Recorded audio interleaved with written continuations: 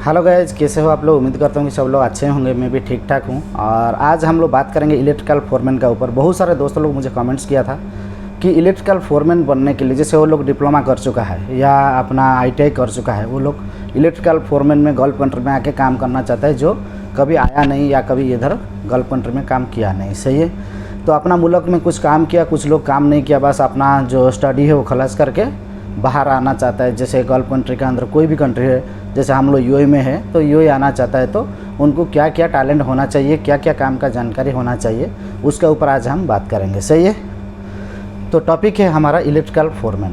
देखिए, इसका ऊपर ऑलरेडी मैं एक वीडियो बना चुका हूं, लेकिन आप लोग के पास शायद वो नहीं पहुंचा है, जिस वजह से आप लोग कमेंट्स किया। बहुत सारा कमेंट्स आने के बाद कि मैं सोचा दोबारा इसको एक वीडियो बनाऊं। तो ये हमारा इलेक्ट्रिकल फोरमैन का पार्ट 2 होगा।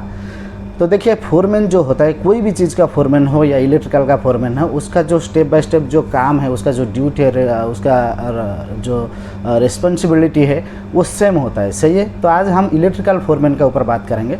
एक इलेक्ट्रिकल फोरमैन को सबसे पहले उनको इलेक्ट्रिकल का रिलेटेड जो भी है काम, वो सब काम उनको मालूम होना चाहिए, A to Z। जैसे हम लोग कंस्ट्रक्शन इलेक्ट्रिकल फोरमैन बोलेगा तो कंस्ट्रक्शन के लिए ही ज़रूरत होता है। फैसिलिटी मैनेजमेंट के लिए फोरमैन का ज़रूरत नहीं होता है। फैसिलिटी मैनेजमेंट में डायरेक्ट सुपरवाइज़र हो जाता है। सही है। तो इलेक्ट्रिकल का कंस्ट्रक्शन फोरमैन के लिए हम लोग को क्या टैलेंट होना चाहिए? पहले तो हमको A to Z काम मालूम होना चाहिए जो कंस्ट्रक्शन में होता है। सही है। जैसे स्टार्टिंग से हम लोग क्या करेंगे, पाइपिंग करेंगे, कोई बिल्डिंग कोई प्रोजेक्ट होगा जिसमें हमारा काम होगा, तो उसमें हम लोग कंडक्टिंग करने का, कंटेनमेंट करने का, डीबी इंस्टॉलेशन करने का, वो उसका वायर पुलिंग करने का, केबल पुलिंग करने का, उसका ग्लाइंडिंग टर्मिनेट करने का, जो भी काम है, फाइनल फिटिंग करके, लाइट फिक्सिंग करके, सर्किट आउटलेट फिक्सिंग करके, यूपीएस बैठाने का, डीसी प्लांट है तो डीसी प्लांट बैठाने का, ट्रांसफार्मर में कनेक्शन करने का, डीसी जनरेटर जो है उसको भी कनेक्शन करने का, उसका कैसे काम करता है, कैसे चालू होता है, वो सब काम आपको मालूम होना चाहिए। पहली बात। सही है। जब आपको इलेक्ट्रिकल का काम का बारे में मालूम नहीं होगा, इंटरव्यू में आप फेल हो जाएगा, तो आपको फोरमैन का जॉब नहीं मिल सकता है। तो ये सब जो काम मैं बताया, ये आपको पहले मालूम होना चाहिए। इसका ऊपर आपको एसएलडी और जो ड्राइंग होता है, सब ड्राइंग होता है, आईएफसी ड्राइंग होता है, हमारा जितना टाइप का ड्राइंग है उसका ऊपर आपको भी मालूम होना चाहिए। इलेक्ट्रिकल में क्या क्या ड्राइंग हम लोग काम करेंगे, आपको इंटरव्यू में भी पूछा जाएगा कि इलेक्ट्रिकल फोरमैन आप है या इलेक्ट्रिकल फोरमैन आप काम करेगा, आप बताइए इलेक्ट्रिकल में हमारा प्रोजेक्ट में क्या क्या ड्राइंग काम होता है। ज़्यादातर जो प्रोजेक्ट होता है नॉर्मल, उसमें हर प्रोजेक्ट में सेमी ड्राइंग होता है, और कोई कोई स्पेशल प्रोजेक्ट है तो उसमें थोड़ा और भी एडिशनल दूसरा जो सर्विस होगा उसका भी ड्राइंग आ जाता है। सही है। तो जो ड्राइंग होता है इलेक्ट्रिकल का ऊपर आपको वो बताना है। अभी मैं पूरा क्वेश्चन का आंसर देते जाऊंगा तो वीडियो बहुत लंबा हो जाएगा, तो मैं आपको बता देता हूँ। मेरा चैनल में और भी वीडियो है जो इलेक्ट्रिकल ड्राइंग का ऊपर है, क्या क्या ड्राइंग हम लोग यूज़ करता है, वो भी जाकर आप लोग देख सकता है। सही है। तो ये मतलब बोलने के लिए जाएगा तो आपको ड्राइंग का ऊपर सब नॉलेज होना चाहिए, ड्राइंग देखना मालूम होना चाहिए, ड्राइंग का क्या क्या ड्राइंग यूज होता है इलेक्ट्रिकल में वो भी मालूम होना चाहिए। एसएलडी क्या होता है, एसएलडी कैसे उसको पढ़ा जाता है, रीड करके आदमी काम करेगा, उसका ऊपर नॉलेज होना चाहिए। उसका बाद में ये आपका चला गया आपका पर्सनली जो एजुकेशन है, उसका ऊपर जो आपका टैलेंट है थ्योरी का ऊपर ये है। सही है। और उसका बाद में क्या हो जाएगा कि आपको जो प्रोजेक्ट में वो बोलेगा कि एक प्रोजेक्ट है उसमें आपको 50 आदमी दिया जाएगा, कि एक फोरमैन को 20 से 50-60 आदमी तक दिया जाता है साइड में काम कराने के लिए। उसका अंडर में एक टीम लीडर या इसको चार्जन भी इधर बोलता है, चार्जन, वो लोग 1-2 दिया जाएगा कि वो टीम को गाइड करने के लिए। लेकिन सब काम आपको ही हैंडल करना पड़ेगा, आपको ही देखना पड़ेगा, आपको ही करना पड़ेगा, और बाकी वो आप लोग का सपोर्टिंग के लिए बस आपको थोड़ा हेल्प करेगा। सही है। जो भी ड्राइंग का अंदर काम है उसका क्वांटिटी निकालने का, उसका जो टेकअप निकालने का, वो काम आपको खुद करना पड़ेगा ना। आपका टीम का कोई टेक्नीशियन या कोई टीम लीडर वो नहीं करेगा। सही है। कि वो बहुत रिस्पॉन्सिबिलिटी काम होता है जो आपको करना पड़ेगा। ड्राइंग उसका काम के लिए आपको परमिट बनाना, उसका जो ड्राइंग है उसका ऊपर भी जो कलेक्ट करना है, वो अपडेट देना है, रेडलाइन करना है, एजिबिलिटी करना है, ये सब भी आपको मालूम होना चाहिए। एजिबिलिटी रेडलाइन क्या है इसके ऊपर मैं वीडियो बनाया, उसका मेरा चैनल का ऊपर आप लोग जाके देख सकते हैं जिसको मालूम नहीं है। सही है।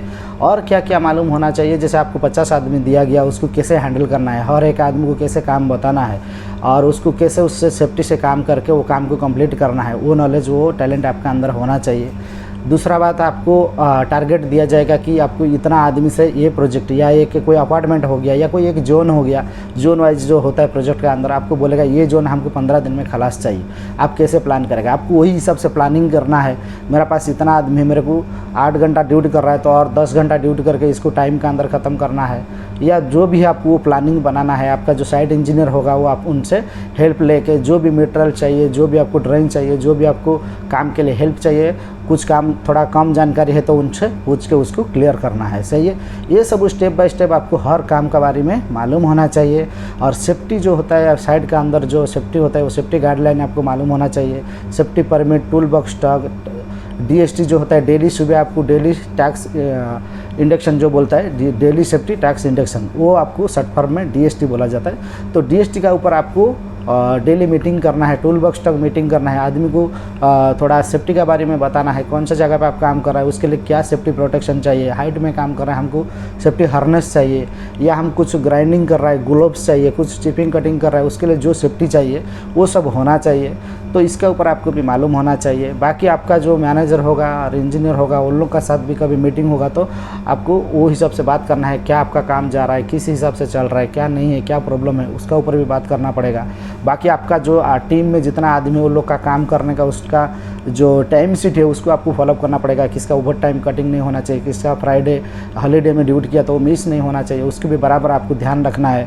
और उसका साथ जाकर आपको ऑफिस में टाइम के पर साथ बैठ के कैसे कैसे सबको आपको अपडेट करना है वो उधर भी करना पड़ेगा। सही है। तो टाइम कीपर का काम क्या होता है कि टाइम कीपर सब जितना भी कंपनी में आदमी स्टाफ से लेकर लेबर तक सब लोग का टाइम को कलेक्ट करता है, कौन कितना टाइम पे आता है, कौन कितना टाइम पे जाता है, कितना किस किस आदमी का कितना ओवर टाइम बन गया, कितना फ्राइडे एक्स्ट्रा ड्यूटी कर दिया, उसका सब हिसाब करके कंपनी को देता है। जिस वजह से जो एडमिन होता है वो एडमिन उसको कैलकुलेशन करके अकाउंटर को भेजता है, वो अकाउंटर क्या करता है आपका सैलरी रेडी करता है। सही है। तो टाइम कीपर का डॉक्यूमेंट्स कंट्रोल का सेम काम होता है, जितना भी डॉक्यूमेंट काम होता है या टाइम कीपर का जो काम होता है, टाइमिंग पंचिंग, किसका पंचिंग मिस हो गया, कौन आदमी आया नहीं आया, किसको वार्निंग लेटर देना है, क्या करना है, वो सब वो रेडी करता है डॉक्यूमेंट कंट्रोल। सही है। फोरमैन के अंदर टाइम कीपर का क्यों बोल दिया कि टाइम कीपर का ऊपर भी ऑलरेडी भी कमेंट्स आया कि टाइम कीपर का क्या काम होता है, तो इसके लिए इसमें भी मैं इंक्लूडिंग कर दिया सेपरेट उसकी वीडियो नहीं बना के कि एक टाइम कीपर का काम जो होता है, एक डॉक्यूमेंट कंट्रोल का काम क्या होता है वही काम उसका होता है। सही है। तो चलिए, तो फोरमैन में क्या होता है, और भी जैसे आपको साइड में काम कर रहा है, कुछ प्रॉब्लम हो गया, किसी आदमी का तबीयत खराब हो गया, इमीडिएटली आपको सेफ्टी को कॉल करके उसको मेडिकल भेजना है, उसको कंपनी को इन्फॉर्म करना है, ये सब भी आपको मालूम होना चाहिए। तो काम तो बहुत टाइप का काम है इलेक्ट्रिकल में, आपको कौन सा फील्ड में आपको छोड़ेगा। जैसे कुछ आदमी है जो सीधा एक एक काम पकड़ता है, जैसे हमको एर्थिंग का काम करना है, एक बड़ा प्रोजेक्ट है तो एक फोरमैन को सिर्फ एर्थिंग का काम दिया जाएगा, वो एर्थिंग का पूरा कंटेनमेंट, केबल पुलिंग, उसका जो भी बार लगाने का है, उसका एर्थ बार लगाने का है, जो भी सब कुछ काम एर्थिंग का ऊपर वो कंप्लीट करता है। किस किस को दिया जाता है, सिर्फ केबल पुलिंग करने का, जो मोटा मोटा केबल होता है MDB रूम से आपको ट्रांसफर रूम या जनरेटर रूम से आपको MDB रूम तक, उसका काम में वो क्लाइनिंग termination, cable pulling, cable ladder, वो सब उसमें लगा जाता है। सही है। तो ऐसा नहीं है कि हर फोरमैन को हर काम मिल जाएगा, एक एक पार्ट वाइज काम मिलेगा।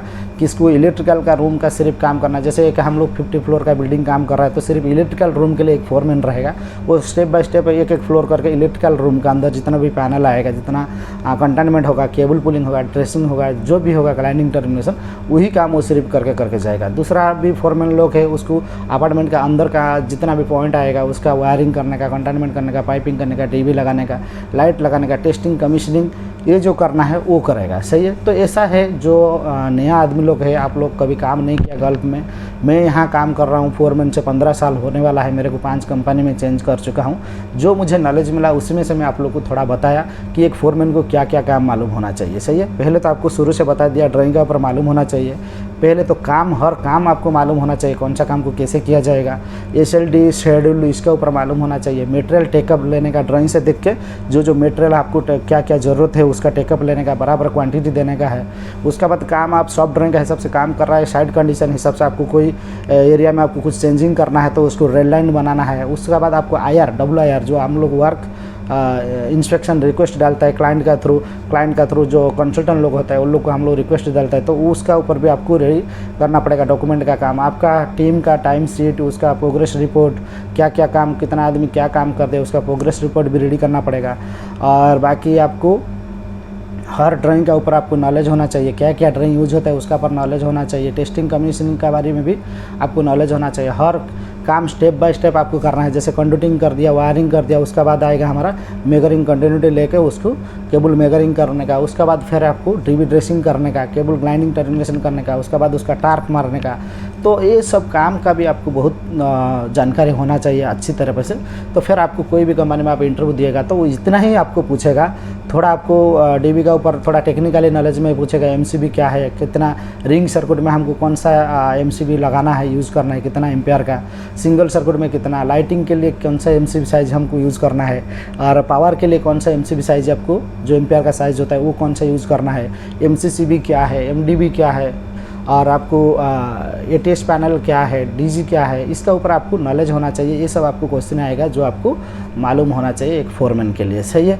तो इतना सारा आपको जब आपका अंदर हो जाएगा तब आप कोशिश कीजिए कि आपको फोरमैन या सुपरवाइज़र में कोई भी कंपनी में काम करने के लिए। और इससे आपको कम नॉलेज है तो आपको टाइम वेस्ट नहीं करना है, तो बार बार इंटरव्यू दे के इंटरव्यू फेल नहीं होना चाहिए। इससे अच्छा कि थोड़ा नीचे लेवल में आके आप टेक्नीशियन में आ जाइए। उसका बाद में इधर जब आके आप काम करेगा, देखेगा सब कुछ, आपको यहाँ का थोड़ा नॉलेज हो जाएगा, एक्सपीरियंस हो जाएगा, फिर आप नेक्स्ट कंपनी के लिए आपको सुपरवाइज़र में या फोरमैन में आपको ट्राई करना है। सही है।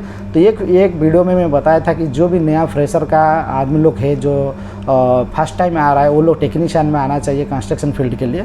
तो कंस्ट्रक्शन फील्ड के लिए मैं किसको बोला था कि जैसे आप बीटेक कर चुका है, अब तो कंस्ट्रक्शन में आके इतना हार्ड वर्क नहीं कर सकता है लेबर जैसा। सही है। आपको अच्छा होगा कि फैसिलिटी मैनेजमेंट कंपनी में क्या होता है, अपने को अच्छा ड्रेस कोड मिलेगा, अच्छा मतलब एक तरीका में आपको काम करना पड़ेगा। जैसे एक इंजीनियर को इंजीनियरिंग में वो पढ़ने का टाइम में उसको जो सिखा जाता है वही हिसाब से उसको इधर आके फॉलो करना पड़ेगा। तो उसको ऐसा नहीं लगेगा मैं कोई कंपनी में लेबर जैसा जाके काम कर रहा हूँ, उसको लगेगा कि मैं ट्रेनिंग में हूँ। फिर वो क्या करेगा कि ये ट्रेनिंग पीरियड खलास हो जाएगा, उसके एक्सपीरियंस हो जाएगा, फिर 1 साल 2 साल का बाद वो फिर ट्राई कर सकता है साइट इंजीनियर के लिए या सुपरवाइज़र के लिए, फोरमैन के लिए। सही है। मैं किस लोग को बोला था, जो लोग नया है, कोई ITI भी नहीं है, डिप्लोमा भी नहीं है, या किसके पास ITI है तो किसके पास गल्फ का एक्सपीरियंस नहीं है, वो आके कंस्ट्रक्शन फील्ड में आएगा तो उसको हर एक काम उसको समझ आ जाएगा। वो कंस्ट्रक्शन फील्ड बहुत हार्ड वर्क होता है, बहुत टाइम भी आपको गर्मी में भी काम करना पड़ेगा। फैसिलिटी मैनेजमेंट में गर्मी में काम करने का चांस नहीं रहता है, क्यों AC बिल्डिंग, कंप्लीट बिल्डिंग के अंदर आपको मेंटेनेंस करना है, कुछ प्रॉब्लम आ जाएगा छोटा मोटा, कुछ रिपेयर करना है या कुछ कंप्लेन आ गया तो उसको हैंडल करना है। कोई बड़ा काम ऐसा नहीं होता है, जो बड़ा काम आता है वो थर्ड पार्टी थ्रू कॉन्ट्रैक्टर आके वो लोग कर लेता है। तो जो लोग बीटेक और डिप्लोमा किया है वो लोग फैसिलिटी मैनेजमेंट कंपनी में टेक्नीशियन थ्रू आ जाइए। जिसको काम का नॉलेज नहीं है, कभी काम किया नहीं है, वो लोग इस फील्ड में आ जाइए। सही है। तो यही था छोटा सा वीडियो में आप लोग को बताने के लिए। वीडियो कैसा लगा कमेंट्स करके बताइए। और जो मैं इसका ऊपर बात किया, इसका हर एक क्वेश्चन का मेरा वीडियो है, आप मेरा चैनल में या दूसरा किसी का चैनल में भी देख के आप अपना और नॉलेज बढ़ा सकता है, आपका जो डाउट है वो क्लियर कर सकता है। सही है।